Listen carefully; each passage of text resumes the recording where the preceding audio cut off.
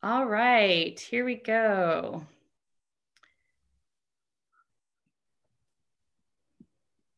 Sorry, we had some technical difficulties there. We are going to let a few more minutes go by so we can have, let's see, we have some people still joining. Thank you for everyone's patience.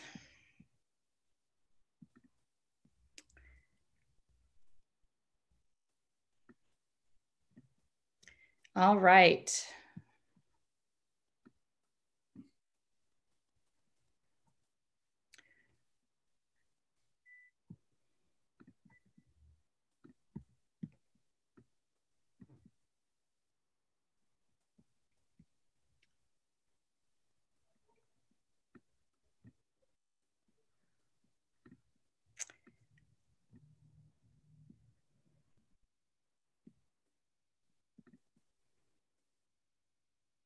All right, here we go. We're going to go ahead and start our presentation tonight.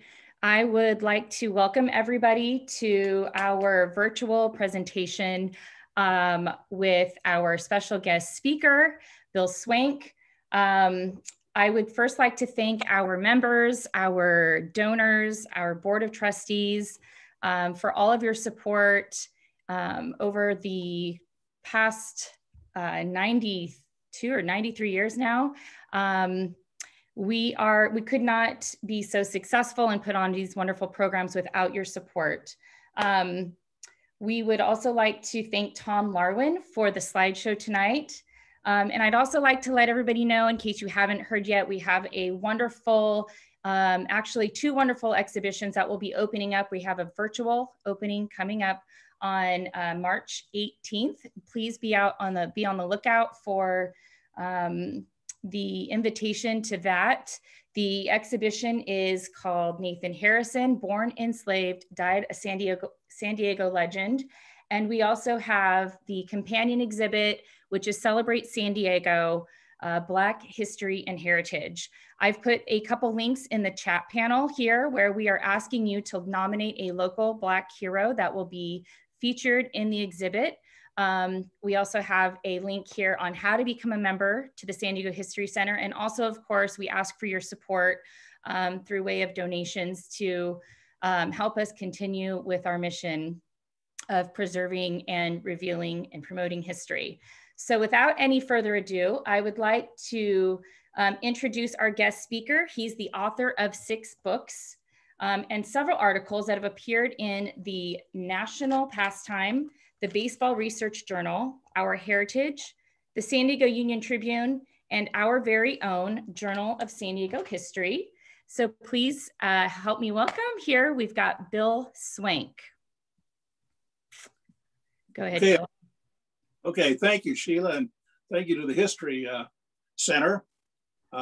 Thanks, Tom Larwin, for the great slideshow we put together.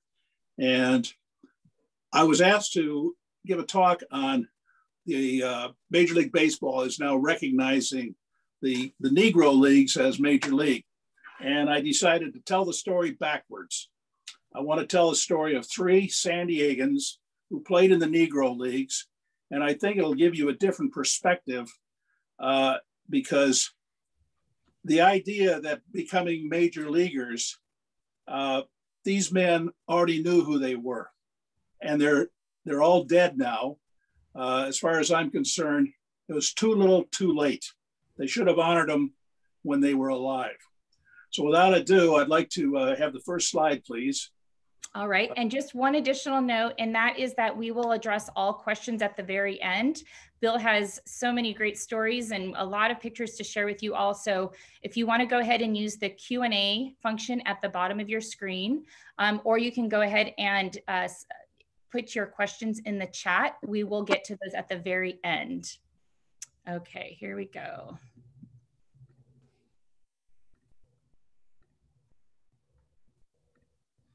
And then the next one, please.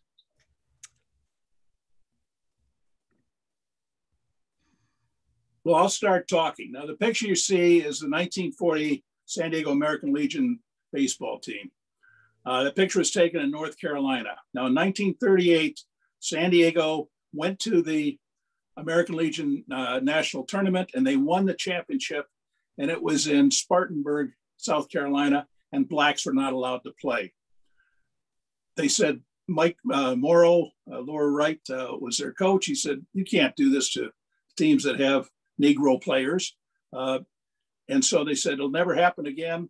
1940, Johnny Ritchey and Nelson Manuel, I see them there, in what would have been the quarterfinals. They played against a team from St. Louis. They beat them. They were going to face Albemarle in North Carolina for the championship. The game would be played in Albemarle, which certainly gave them an advantage. They had all their local fans. And they also said, you don't understand it. We have certain rules in the South. The blacks can't play. You see that picture of Johnny? He's circled on the left. He's not even looking at the camera. The picture was taken by a fan from Albemarle, and Johnny wouldn't even look at the camera. We had our problems, racial problems in San Diego, but they were nothing compared to what he encountered in the South. And Johnny, it really left it was just something that he was 17 years old, he and Nelson. And when he told me the impact of this, it really bothered him greatly. He said growing up in San Diego, all his friends were white or Mexican because they were the ball players. And he was a friendly guy, got along well with everybody. But that was a major tragedy in his young life. Okay, the war came along. He graduated in 41. The war came along, and he served. He had 5 battle ribbons. He was in the Battle of the Bulge. After the war, he came back, went back to San Diego State. He was on a great team. I think 9 or 10 of the guys were given pro contracts, but Johnny wasn't. So his friend Walter McCoy said, hey, Johnny, come on back to Chicago, play with the American Giants with me. Johnny said, I'm not good enough to play with those Negro Leaguers. He said, yes, you are. So Johnny went back. In fact, Walter said, if you can't make it, I'll pay for your bus ticket back to San Diego. Well, Johnny made it all right. He ended up leading the American League, Negro American League, in hitting. And we still don't know for sure what his batting average was. So this is something that I don't want to go into because it's too lengthy, but incorporating Negro League statistics into Major League statistics, they'll never do it. Next picture, please. Well, that was Johnny with the American Giants. We got a problem here. I'm not seeing. I'm so sorry. It is freezing up again, but go ahead and keep talking and I'll catch up. The next picture, I believe, is the one where he signs with the San Diego Padres in 1947. So in 1948, Johnny becomes the Jackie Robinson of the Pacific Coast League. And the picture after that is he's wearing his Padres uniform. He was so happy to be playing for his hometown. And he said that the fans were all on his side. He didn't have to encounter the difficulties that Jackie encountered. Well, by the way, Jackie Robinson, he never went by Jackie. He was always Jack Robinson. Likewise, Hank Aaron, he wasn't Hank Aaron. His name was Henry Aaron. And it was the white, a PR man who thought Hank would make him sound more white. So, I mean, these are some of the things the indignities that these players had to deal with. All of Jackie's friends, they called him Jack, but he was known publicly as Jackie. And Jack Robinson, like the Ritchey family, they were Republicans. And the reason they were Republicans is because they were members of the party of Abraham Lincoln. And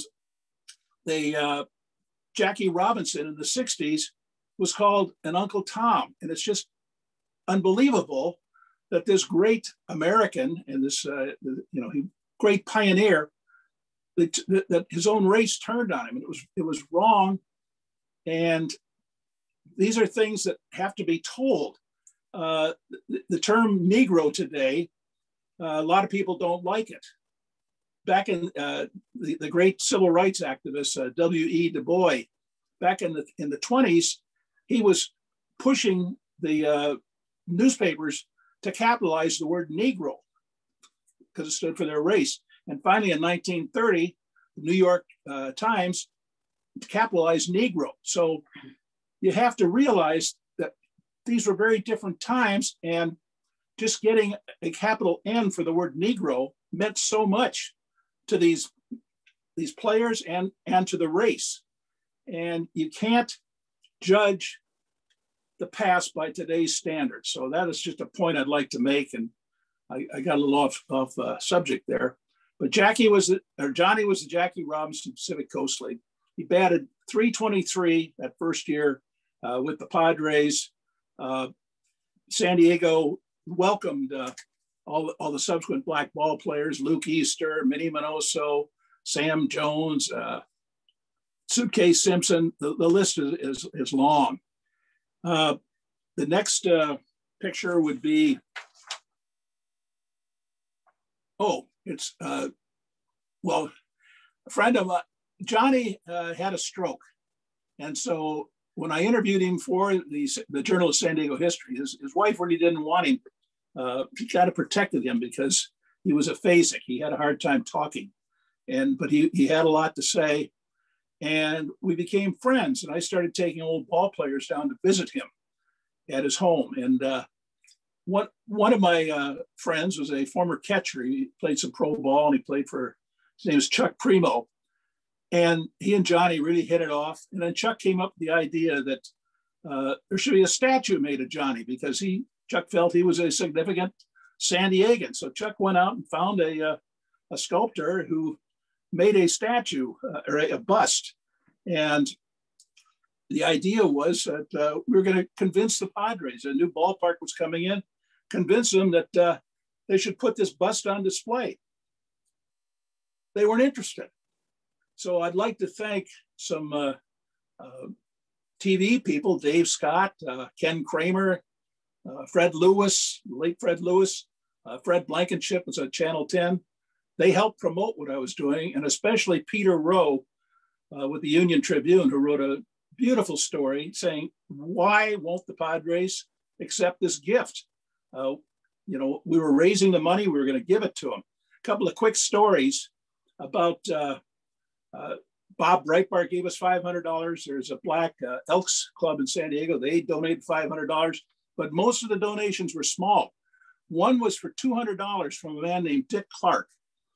And I talked to him on the phone. He said, Johnny didn't know me, but I knew him. Everybody knew who he was.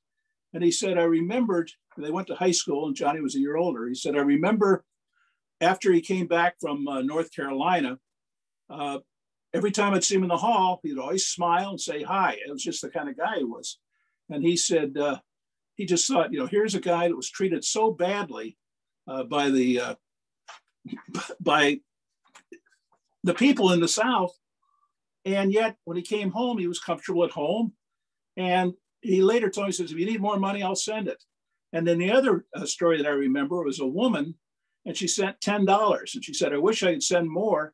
She said on graduation day, she said she was being harassed by some guy, a white guy. And Johnny came up and said, leave her alone. And she said, he's my hero. I think you should make this statue out of gold. So anyhow, what happened is that finally the Padres accepted the bust. And then the next picture would be Carly Battle, Johnny's granddaughter, in 2000. Yeah, we can jump ahead a couple there. That's Johnny signing. And, okay, here we go. There we go. Johnny is a Padre. And I don't know if we're going to get to Carly with the bust. There's Chuck Primo, and there she is with the bust. And this was in 2005. So the thing I said was, Johnny, you made it to the majors. And if you'll look at the next picture, can you get that one up, Sheila?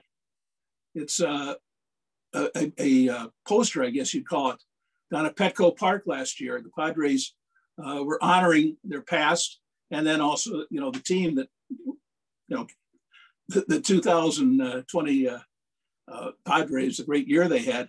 But you'll see on the top, Dave Winfield, Tony Gwynn, and there's Johnny Ritchey. So this new ownership for the Padres, I appreciate what they've done, and the family appreciates what they've done. The next one, please.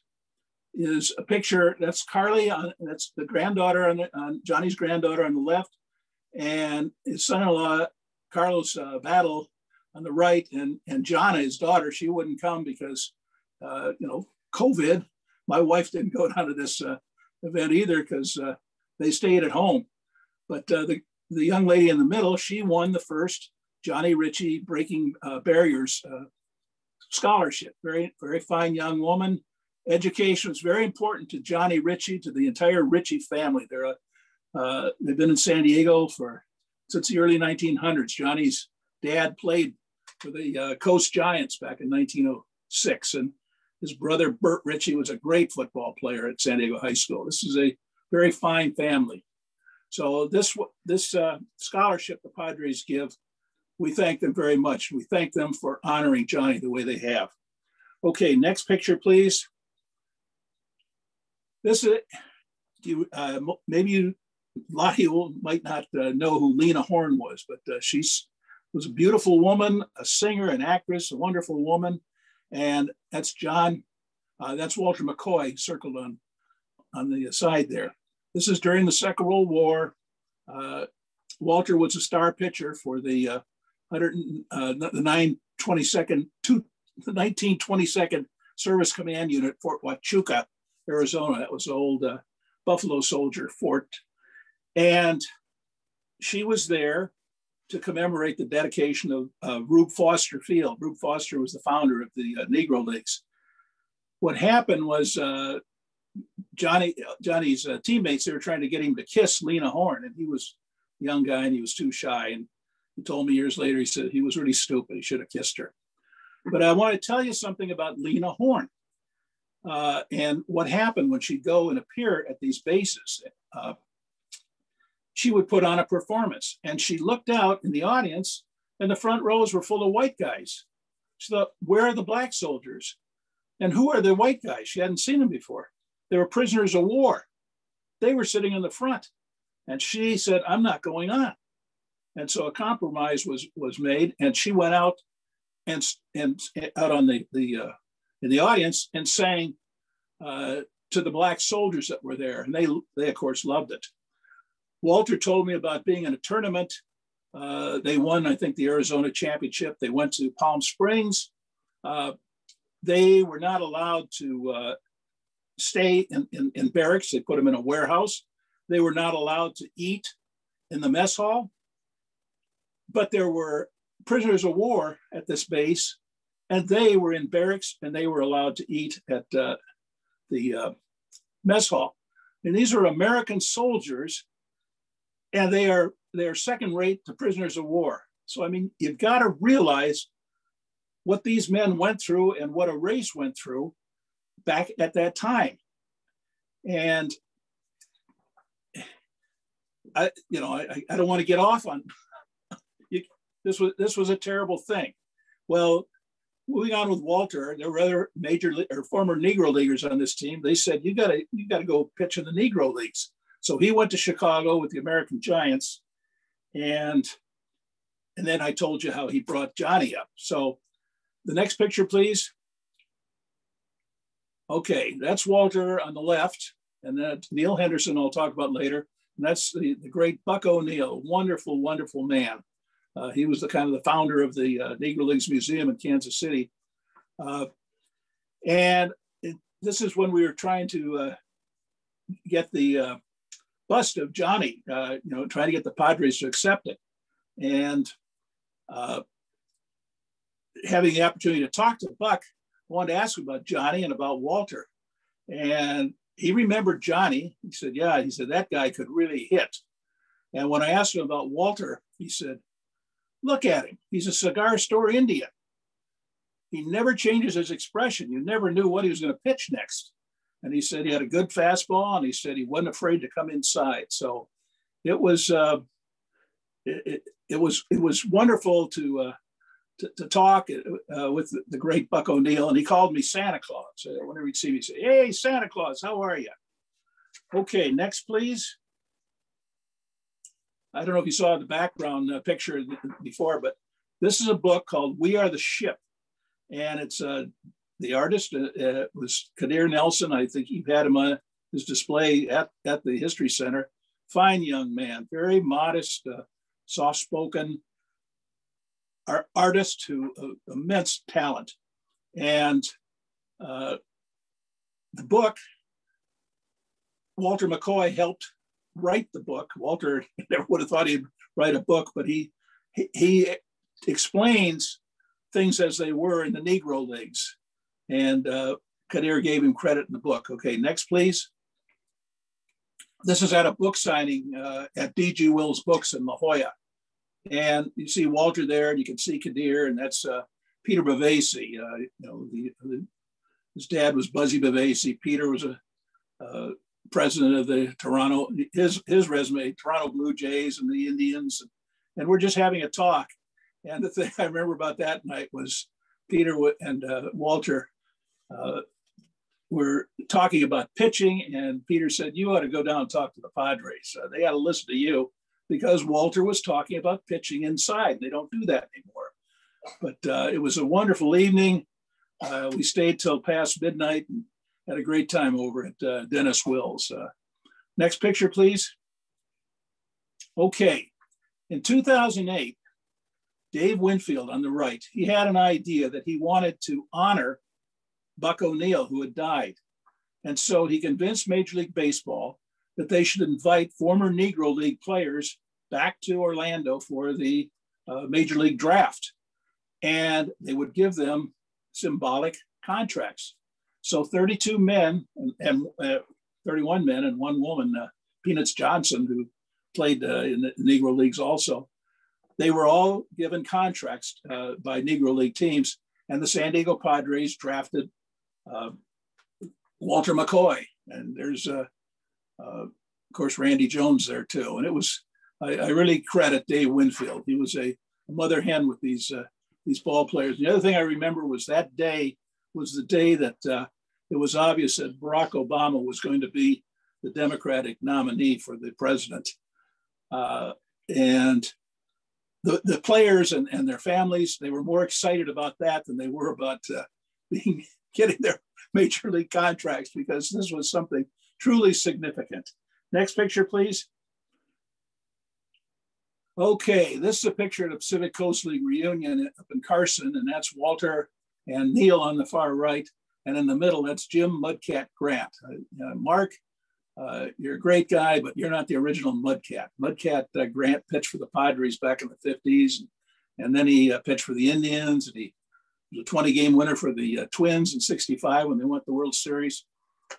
And going up, Herm Rich was along, and Herm was with Sacramento, and when Walter broke the color barrier, and Herman and Walter, they played ball down in Mexico, and they hadn't seen each other in 60 years. So Neale was in the car, and Walter was telling about in Mexico, some of the ballparks, they left a little to be desired. In one park, they had to stop the game whenever the train would go through. The tracks went through the left field, outfield. And so later, Walter overheard Neale telling that story as if it happened to him. So Walter and Neale, they sometimes clashed.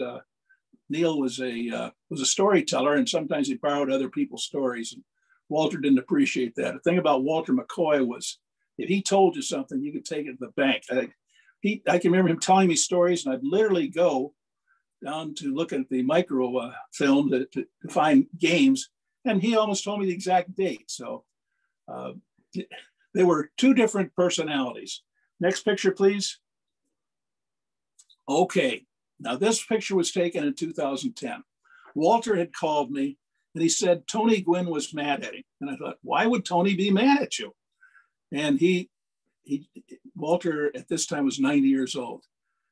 And anyhow, I sent an email to Tony, and I said, Tony, I don't know what's going on here. It's probably going to sound crazy, but Walter thinks you're mad at him. And he wrote back, I have nothing but respect for Mr. McCoy. And in fact, something else about Tony. In 1997, that was the 50th anniversary of Jackie Robinson breaking the color barrier. They asked all major league players at that time, who was Jackie Robinson? Less than 50% even knew who he was. That was in 1997. So baseball has done a good job now of honoring Jackie Robinson. But by the same token, baseball, organized baseball, kept Jackie Robinson and all these great Negro League players from playing at the major league level. So I always I'm cynical about some of these things.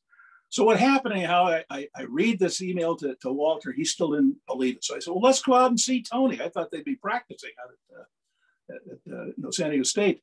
We get there. Tony was sitting kind of looking up into the stands, and the team was working out.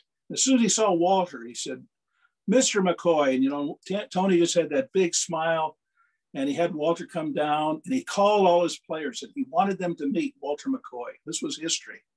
And I remember the umpire finally came over and said, hey, Tony, we got a game to play here. So he sent the players out. But when I took Walter home, his son, Tony, told me, he says, my dad's having some problems. He's kind of losing it. He said he sees Tony talking on the TV, and he starts talking to him. And Tony won't answer, so he thinks Tony's mad at him.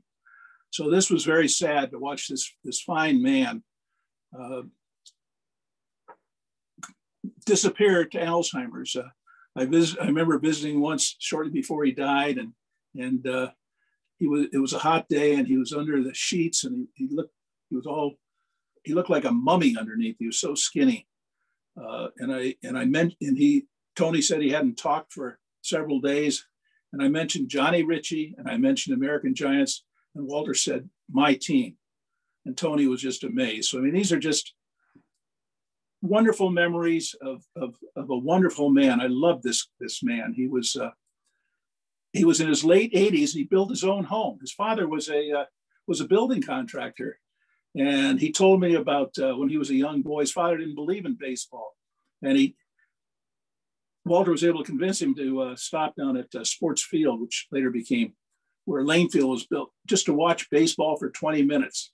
And Walter said, I wished I could have stayed there for 20 years. I loved it so much. And he said that when he went to the American Giants, and he came home, and he came home, his mother said, Walter, you know who's the proudest, your biggest fan? It's your father.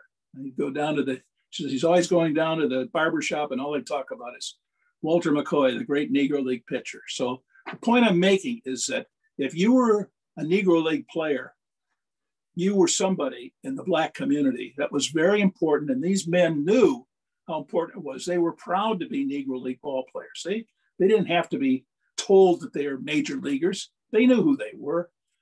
So the next picture, please. Hello? There. Whoop, too far.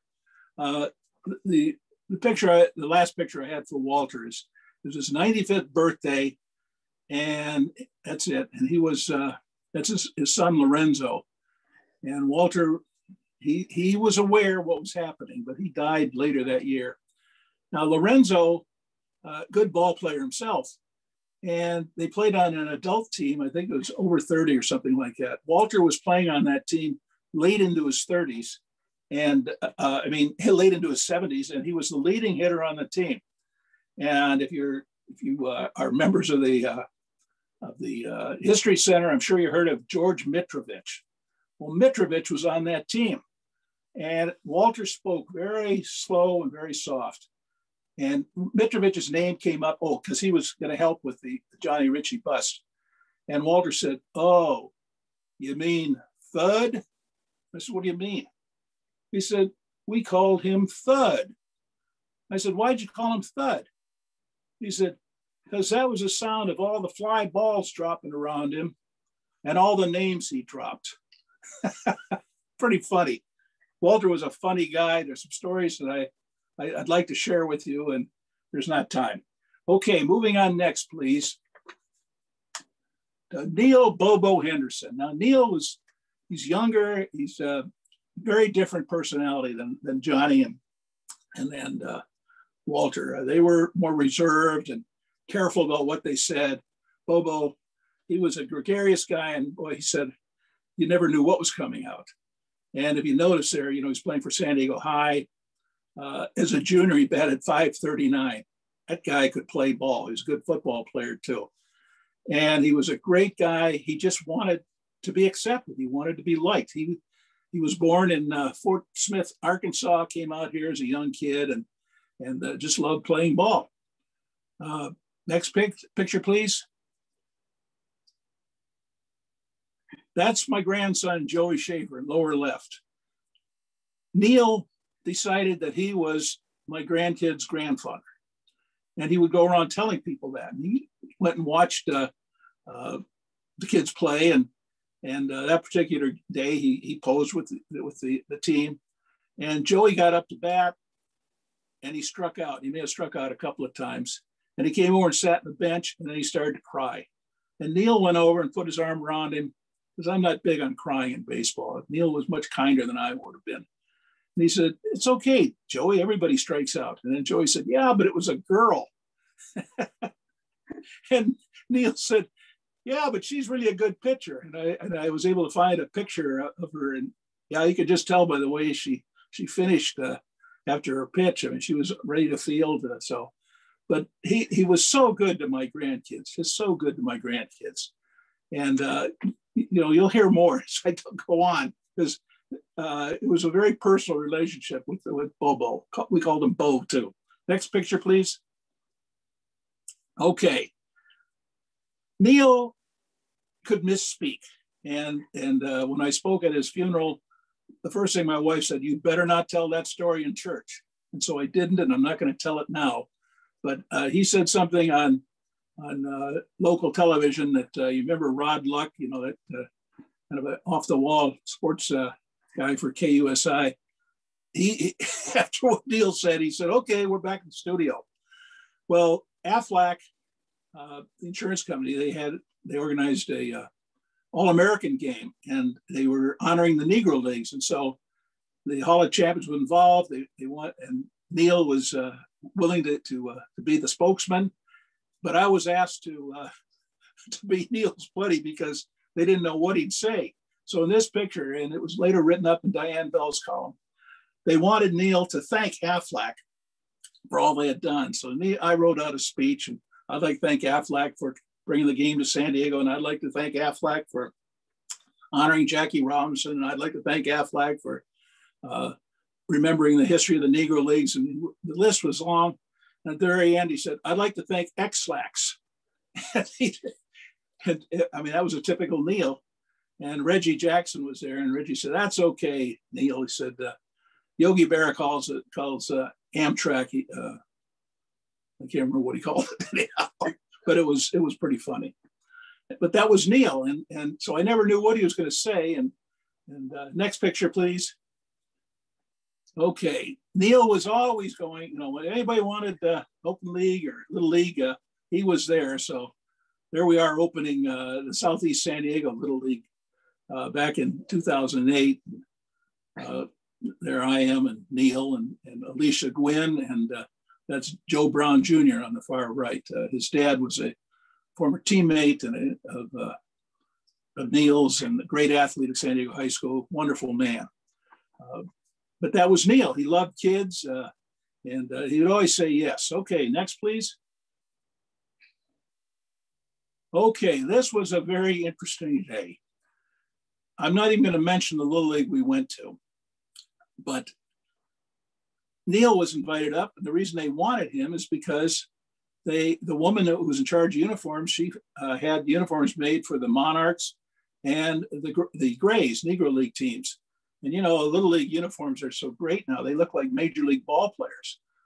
But there were two teams or more that had the Monarchs. So Neale is the speaker, and he goes out to the pitcher's mound and he starts talking. He's saying all the right things. I'm over on the first baseline, and then he says, "Something happened today that made me very angry." And I thought, "Oh no, what's he going to say?" And he said, "When they played the national anthem," he said, I turned around, I put my hand over my heart, and I looked at the flag, and he said, "I saw a lot of kids out there that didn't take their hats off, and that makes me angry." And he said, "That flag represents our country. That represents our rights. Men have fought and died for that flag. If people don't pay respect for that to our flag, it really makes me upset. And he went on and on. And when he came off the mound, he said, did I screw up, Bill? I said, Neale, that may have been your finest moment. And that's the thing I want to say about Johnny, Walter, and Neale. They all served in the Army. They were proud Americans. They were proud of their flag. These were men of character. These were men that were living the American dream. They, for what it was at the time, they all got jobs. They worked hard. They had kids. They got married. They stayed married. Their values are not that different from mainstream America. And that was back in the days when integration was the word. And these men were men of character. That's all I can say about them. I think there's a couple more pictures, please. Next. Yeah, okay. This is after Neale was drafted by the Los Angeles Angels. So we're up at Angel Stadium. That's my other grandson, Jake. And he was telling everybody, yeah, that's my grandson, Jake. And he called him Grandpa. So that was a lot of fun being up there. Next picture, please. This is Rickey Henderson. Rickey Henderson, after he played for the Padres, played for the San Diego Surf Dogs. And I thought Rickey was a jerk until he came to the Padres. And then when I got to know that man, he's a great guy. He was Joey's favorite player. He was a little boy, and he called him Rickey Henderson. So when the Surf Dogs asked Neale there to throw out the first pitch, I took the grandkids. Well, they were young kids, Neale Henderson, Rickey Henderson. They assumed that Neale was Rickey's father. And so we're down the dugout and they're talking, and Rickey just thought that was the funniest thing. And several years later at a Padres alumni event at Petco Park, Rickey was up speaking, and you never knew what Rickey was going to say. And he said, hey, there's my dad out there. There's Neale Henderson. So, I mean, he remembered that my grandkids thought that Neale was. So that's one of the stories about Rickey. Next picture, please. And there's Bobo. And you can see he's dressed to the nines. And the reason he's dressed like that is because Dave Winfield got on him at previous salutes to the Negro Leagues. Neale would show up in a Monarchs uniform or in a, he had a couple of, and Dave said, no, you got to get dressed up. And I thought, come on, Dave, but that's the way Dave was. And there's Neale. He loved playing to the fans. And we lost all these men. I spoke at all their funerals. They were good men. They were such good men. Okay, next picture, please. Now we're back to what Sheila wanted me to talk about. Major League Baseball reclassifies Negro Leagues as a major league. And that was on December 16th of 2020.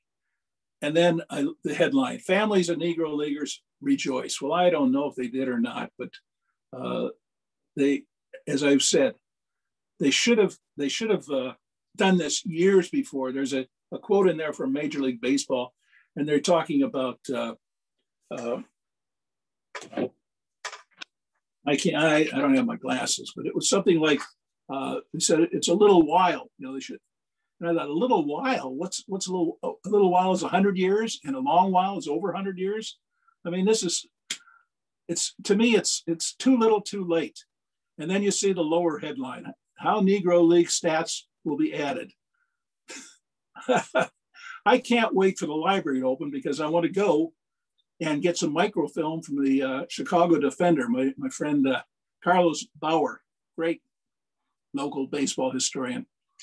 He's been helping me. We're trying to figure out what Johnny's batting average was in 47 when he won the league crown. If they don't even know who won the league title in 47, how are they going to add, I don't know, 20,000 men, I think they're saying, some ridiculous number. But I'm telling you, these men knew who they were. They were proud to be Negro Leaguers. I've given talks where people have said, you can't say Negro. That was the Negro Leagues. You can't, that's all you can call them. So I hope you've enjoyed this presentation. I buzzed through it. There's one more picture that I'd like to share.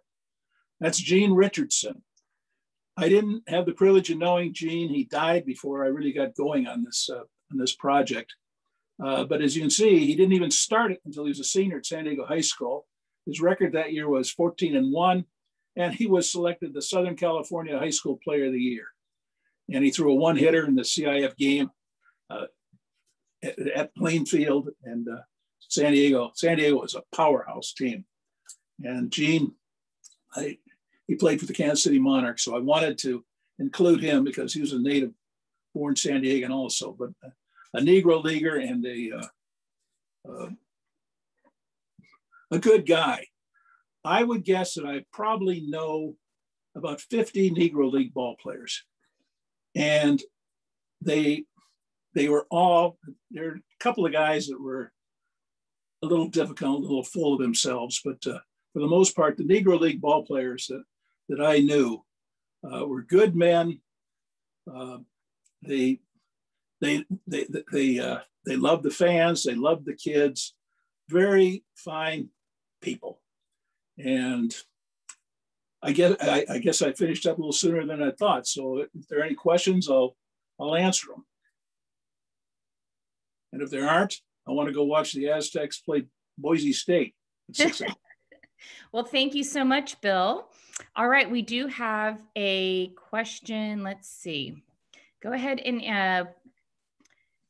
add any questions to the chat. And we're going to go, let's see, this question's coming from Mark Thompson. Can you describe Lane Field, where it was, when it operated, etc.? Lane Field was at the foot of Broadway on Pacific Highway. And it was right on the bay. It was opened for, there was baseball played there going back to the early teens. There was YMCA field, they called it Sports Field, they called it Navy Field. And when Lane Field came in, they moved what would have been the left field line at Sports Field. The right field line became the left field line. They moved it over the other corner. It was built, the Padres, or the Hollywood Stars announced they were coming to San Diego in 1936 in January. The first game was going to be in March. They had 2 months. They built a ballpark for about $20,000 to $20,000, and it was made out of wood. When they tore it down, I remember one of the lines. When the sports writer said, "The termites are crying. They lost their dinner." But they played there for 22 years. Ted Williams played there in 36 and 37. They won the Shaughnessy playoffs in 37 with Williams. They won in 54 with that great team. It was a great ballpark, but it wasn't built to last, and it sat there vacant for a long time. Okay. All right. Do we have any other questions? Oh, we have another one coming in. This is from Lee Abrams, and he's asking to please talk about Artie Wilson. Artie Wilson, I'm glad you brought up Artie. I can remember taking Johnny down to the History Center when they had that exhibit. That's Jim Smith, James D. Smith III, and I were asked to write an article back in '94 for the Journal of San Diego History about the PCL Padres.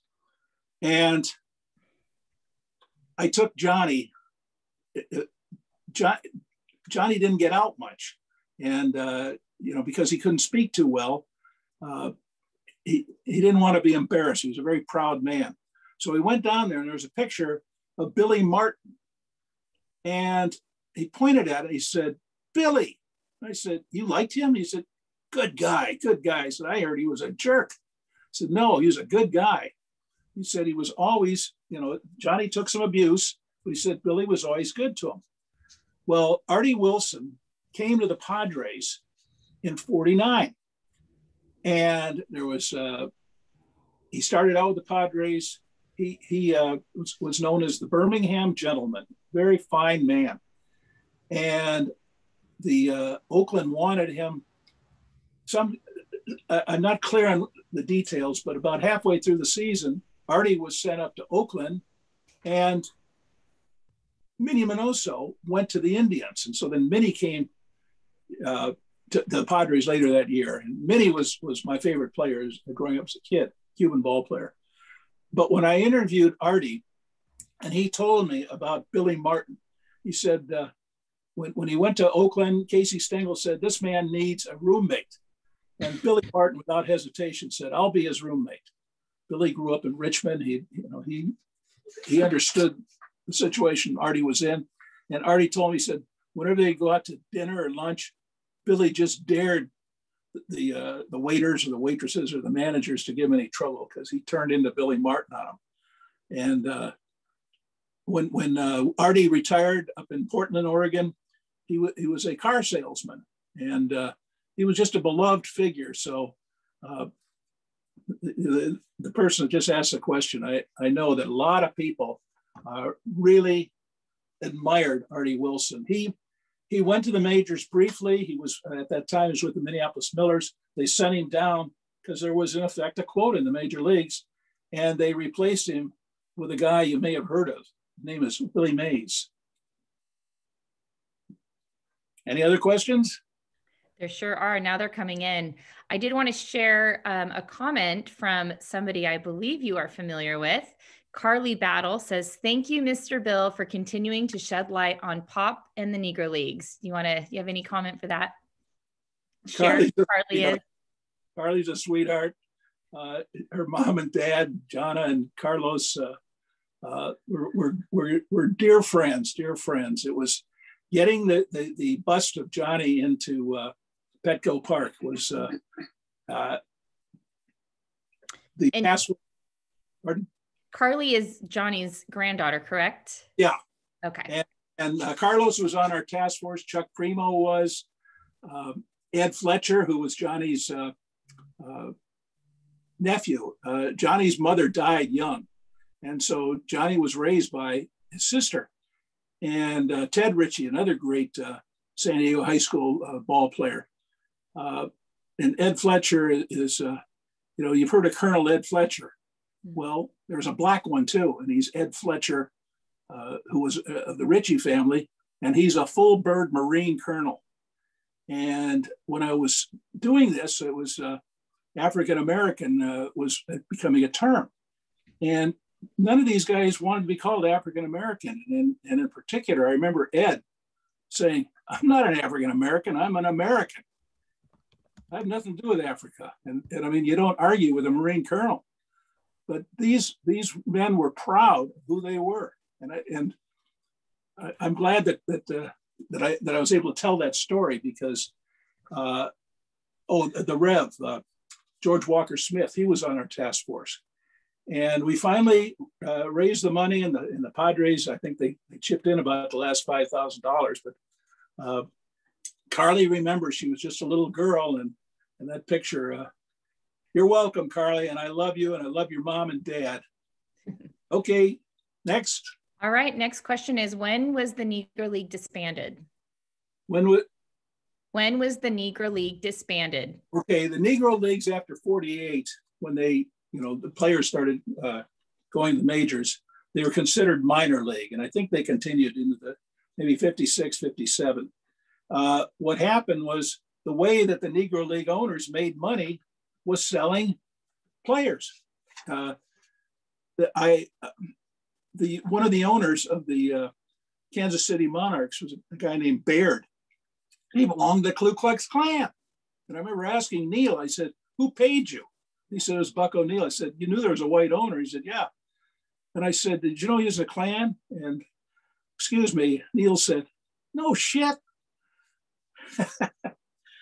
Okay, I hope that answered the question. I can't hear you. Hello? Next question is, is it true the PCL, Pacific Coast League, almost collapsed when luscious Luke Easter was called up to Cleveland? Was he the draw up the whole coast? He was a phenomenon. Of course, this was in 49, the year after Johnny breaks the gutter barrier. And he would hit these long home runs. And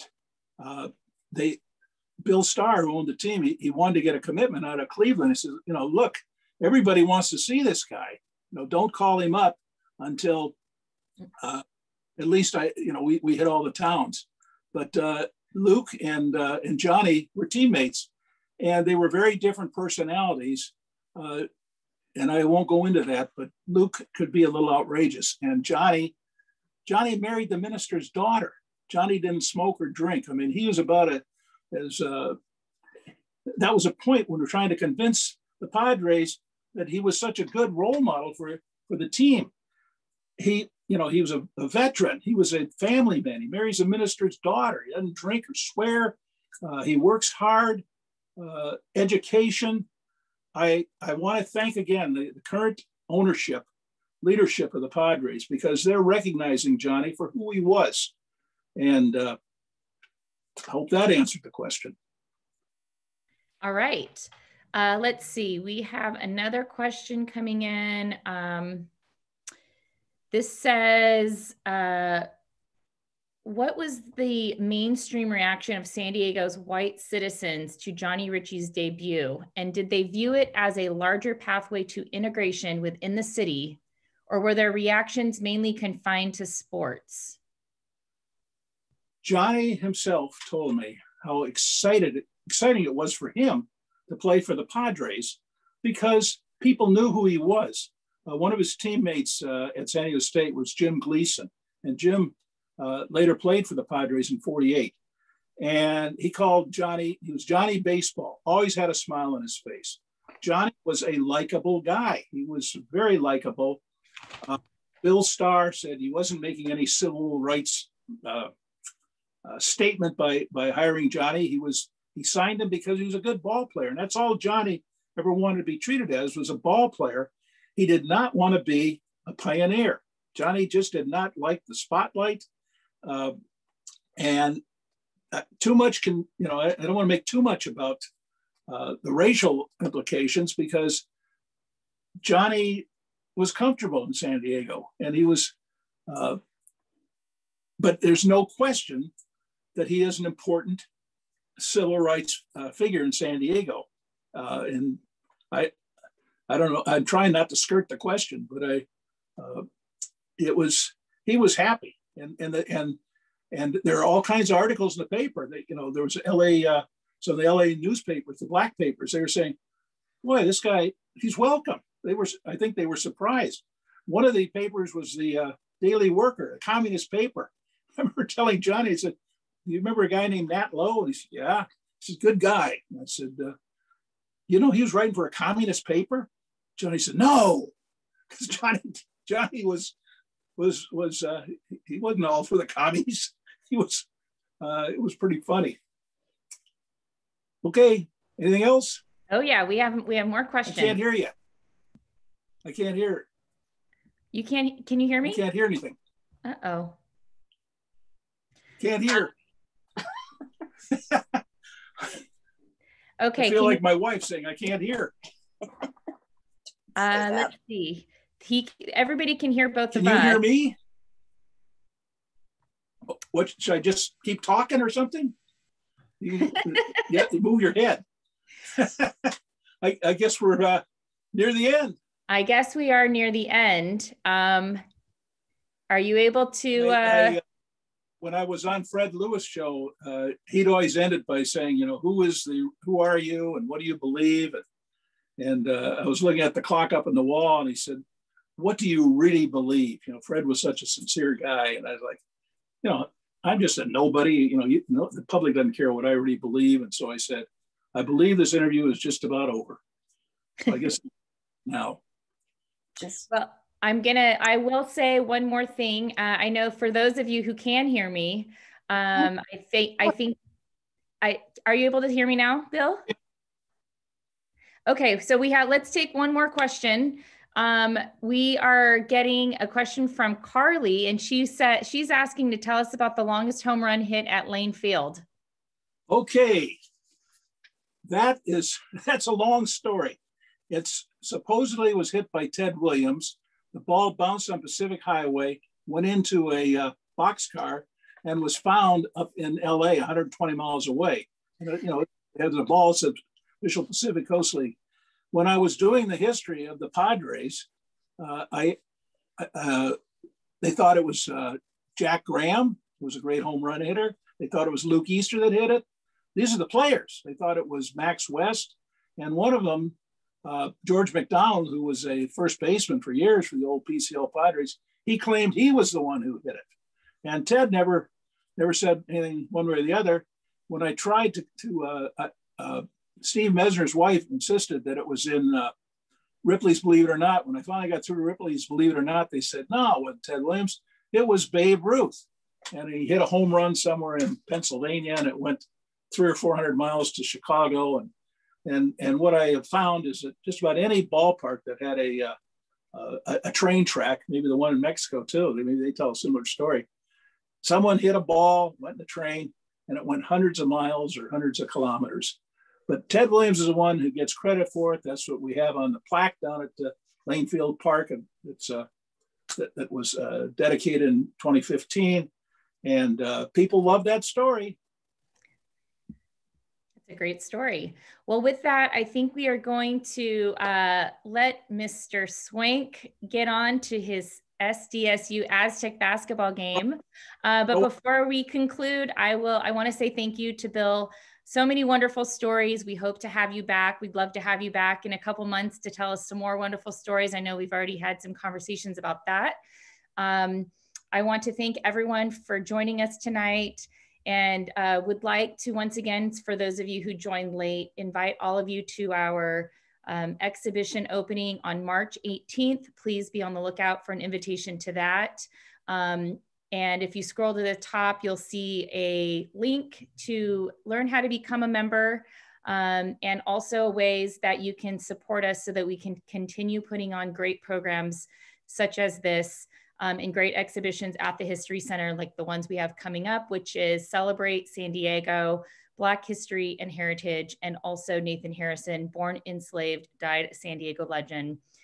We are asking the community to support us with this. It ways where you can nominate a local Black hero, and that can be anyone, everyone, and those people will be featured in the exhibit, either online or in person, and are in person when it's safe to reopen to the public. And we'll be having many wonderful programs to come. So please visit us on our website, sandiegohistory.org, and keep in touch with us through our newsletter. And once again, thank you, Bill, and we look forward to having you back again soon. Good night, everybody.